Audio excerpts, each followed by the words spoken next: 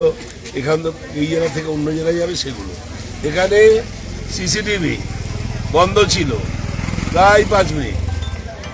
খানাকুল আর উৎসুলা এই দুটো জায়গা সিসিটিভি বন্ধ ছিল। কোথাও কি মনে হচ্ছে কিছু কিছু নিশ্চয়ই আছে, এরা তো কারুকার্য করছে, এরা তো ভোটের বাক্সে ভোটটা ফসল তুলতে পারেনি, তাই রাগ। মানুষ তো সংঘবদ্ধভাবে এই ভোটের উৎসবে তারা তো একবারে তাদের মনের যত ক্ষোভ, যত চিৎকার ছিল ভারতীয় জুমলা পার্টি, জঞ্জাল পার্টি আর ভারতীয় জনতা পার্টির বিরুদ্ধে, সেগুলো তো একবারে উদ্গার করেছে ভোটের বাক্সে। আজকে ভার্চুয়াল বৈঠকের পর কতটা আশাবাদী এবং কতটা কি বুঝছেন? ভার্চুয়াল বৈঠকের পরে আমাদের কর্মীরা যারা ভোটে যারা আছেন শেষ পর্যায়ে একবারে ফাইনাল ম্যাচে, যারা ভোট গণনায় রয়েছেন, কাউন্টিংয়ে রয়েছেন, তারা উদ্দীপ্ত হয়েছেন, তারা একবারে টনিক পেয়েছেন, ভোকাল টনিক। কারণ তারা জানেন মমতা ব্যানার্জি, অভিষেক ব্যানার্জি বাংলার ছাত্র যুব, বাংলার আপামর মানুষ, বিশেষ করে মহিলাদের, সব শ্রেণীর মানুষের। আর তৃণমূল কংগ্রেসের তো বটেই, যারা তৃণমূল কংগ্রেস সৈনিক তাদের ভীষণ ভীষণ এনার্জি মমতা ব্যানার্জি, অভিষেক ব্যানার্জি। সূত্রের খবর যে মমতা বন্দ্যোপাধ্যায় তিনি ঘোষণা করেছেন পুরস্কৃত করা হবে যারা মার খেয়েছে। হ্যাঁ, ঠিকই তো, পুরস্কৃত আমরা করি। আমরা আমাদের দলের কর্মীদের দেখি, তাদের সুখে দুঃখে বিপদে আপদে যন্ত্রণায় জীবনের ছন্দে আমরা থাকি 365। আর ওরা থাকে না, ওদের যে বিজেপিও করে না, যে আরএসএসও করে না, হঠাৎ করে টাকার বিনিময়ে ক্যান্ডিডেট হয়ে যায়। তাই তো ওদের নিজেদের মধ্যে এত ক্ষোভ। একদিনও আরএসএস করলো না, একদিনও বিজেপি করলো, সোনার কাজ করতো বছরের পর বছর। এখানকার মানুষই ছিল না বোম্বাইয়ের আশেপাশে, সেখান থেকে 2.5 কেজি সোনার চুরি করে নিয়ে পালালো, সঙ্গে তার মালিকের মেয়েটাকেও নিয়ে পালালো।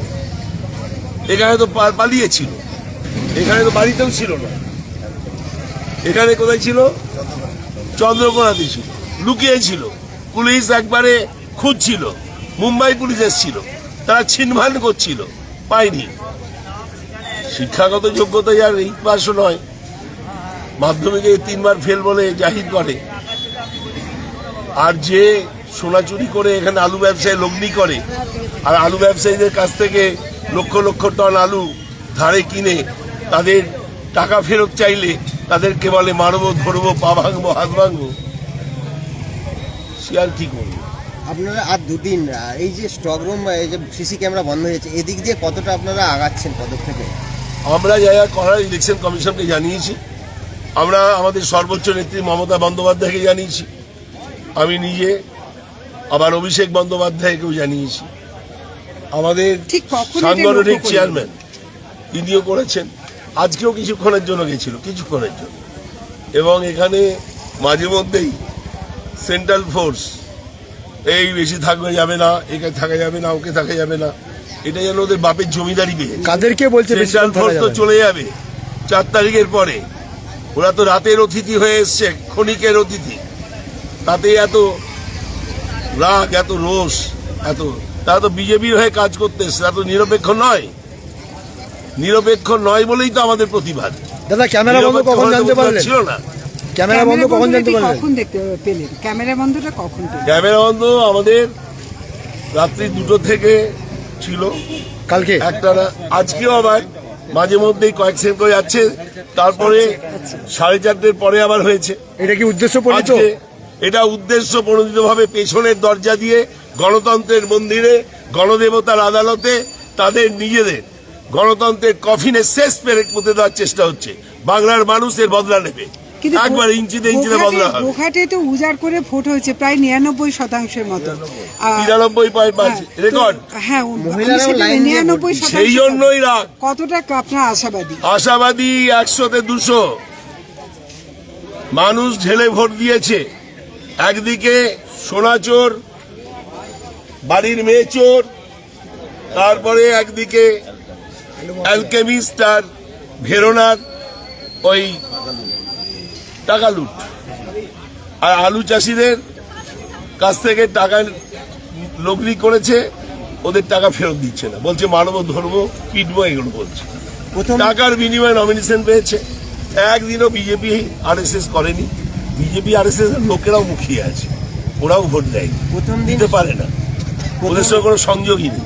প্রথম দিন যখন স্টক রুমে যখন ঢুকছিল ইভিএম মেশিন, তখন আপনাদেরকে ঢুকতে বাধা দিচ্ছিল মনে হয়। আপনি হ্যাঁ, আমাদের জানছেন ঢুকতে যে বাধা দিচ্ছিল। আপনি নিচে দীর্ঘ 2.5টা আমি ঘন্টা নিজে বসে এখানে এসে আমার সঙ্গে বাকবিতণ্ডা চলে, আমি কিন্তু পিছোইনি। ওরা চোখে, ওরা ধমকালে চমকালে আমরা গর্জাই, ওরা গর্জালে আমরা বর্ষায়। এটা মমতা বন্দ্যোপাধ্যায়ের পাঠশালা থেকে শিখেছি। আমি প্রায় 16 বছর মমতা বন্দ্যোপাধ্যায়ের 30 এমবি হরিচাঁদ স্ট্রিটের টালির চাল মাটির বাড়ি, 10 ফুট বাই 4 ফুট ঘরের ঠিকানায়, ওই 300 টাকার তাঁতের শাড়ি, নীল পাড়, সাদা সুতির শাড়ি আর পায়ে 20 টাকার হাওয়াই চপ্পল, সেই মানুষটার সঙ্গী ছিলাম, সফর সঙ্গী। দীর্ঘ বছর। 1,82,000 টাকা মাইনে চাকরি ছেড়ে ওখানে দীর্ঘ আমি 30 বছর ধরে 30 লক্ষ পেশেন্টকে বিনা পয়সায় বাংলার বুকে দেখেছি। আমি নিজে একটা ফ্ল্যাট পর্যন্ত করিনি, থাকি পার্টি কমিউনে। আমার বিধায়ক অফিস এবং আমার বিনা পয়সার চিকিৎসক অফিসের উপরে দুটো ছোট কুঠরি ঘরে আমি আমার মাকে নিয়ে থাকি। আমি নেতা নই, মন্ত্রী নই, বিধায়ক নই, সাংসদ নই, আমি দিদির সৈনিক। হ্যাঁ, 3 বার পার্লামেন্টারি সেক্রেটারি, মন্ত্রী পর্যায়ে হয়েছি, 3বার 2011 থেকে। একবার শ্রম দপ্তরে রাষ্ট্রমন্ত্রীও হয়েছি। কিন্তু এছাড়াও দিদির আশীর্বাদে আমি রাজ্যের 3 লক্ষ ডাক্তারের বিচারের কাজটা করি, নির্বাচিত হয়ে, মনোনীত হয়ে নই। ইন্ডিয়ান মেডিকেল অ্যাসোসিয়েশনের আমি 4 লক্ষ ডাক্তারের আমি নির্বাচিত সভাপতি। 1 বছর 8 বছর নয়, 14 বছর ধরে কলকাতা মেডিকেল কলেজ, এসএসকে হাসপাতাল, এনআরএস মেডিকেল কলেজ, আরজি কর থেকে আরম্ভ করে আমি অন্তত 10টা মেডিকেল কলেজের চেয়ারম্যান যেমন ছিলাম, তেমনি রাজ্যের স্ট্যান্ডিং কমিটি হেলথের আমি গত 10 বছরের চেয়ারম্যান। ভোটের দিনে ভোটার দিকে তো কেন্দ্র বাহিনী মারতেও গেছিল, এরকম অভিযোগও তো উঠেছিল। ভোটার ভয় দেখানো। ভোটারদের বাড়িতে বাড়িতে গিয়ে আমি বললাম, কিছুক্ষণ আগে আমার সঙ্গে সর্বদলীয় মিটিংয়ে প্রচন্ড বাকবিতণ্ডা হয়েছে। আমি ওসি গোঘাটকে বলেছি যে আপনি যে সন্ত্রাসের বাতাবরণ কায়েম করতে দিচ্ছেন, it's your prerogative, it's your jurisdiction, it's your domain. আপনার ডোমেনে এসে কেন্দ্রীয় বাহিনী বহির রাজ্য থেকে এসে এখানে যাতা করছে, মেয়েদের ওপর অশালীন থেকে, মেয়েদের আচরণ থেকে আরম্ভ করে মেয়েদের পেটাচ্ছে, বাড়িতে বাড়িতে ঢুকে মারছে। ভিলেজ পুলিশ কিনতে যাচ্ছে 5 বছরের তার একমাত্র শিশুর, দুগ্ধপোষ্য শিশু, তার বিস্কুট, দুধ, পাউরুটি আনতে যাচ্ছে, সেই অবস্থায় তাকে পিটিয়ে তাকে নির্লাউন করে রেখেছে। এবং আরো 4 জন তৃণমূলের কর্মীকে একই সঙ্গে নির্লাউন করে রেখেছে। এটা মধ্যযুগীয় বর্বরতা। এটা পৈশাচিক উল্লাস করে যারা গণতন্ত্রের উৎসবে কফিনে শেষ পেরে পুঁতে দিতে চাইছে, তাদের জন্য কড়া দিন অপেক্ষা করছে। কোর্টে যাবেন আপনারা? কোর্টে যাব, গণমত কিন্তু এদের রেয়াত করবে না। যেই দেখবে 4 তারিখের পরে, যখনই দেখবে 250-র বেশি সিট নিয়ে মমতা বন্দ্যোপাধ্যায়, আমাদের মাননীয় নেত্রী সর্বভারতীয় পর্যায়ের, তিনি যখন 4র্থবারের জন্য দেশের সর্বশ্রেষ্ঠ সর্বকালীন রেকর্ডের মুখ্যমন্ত্রী হতে যাচ্ছেন, তখন কিন্তু রবীন্দ্রসঙ্গীতের সঙ্গে ডিজেও বাজবে ঝমঝম করে।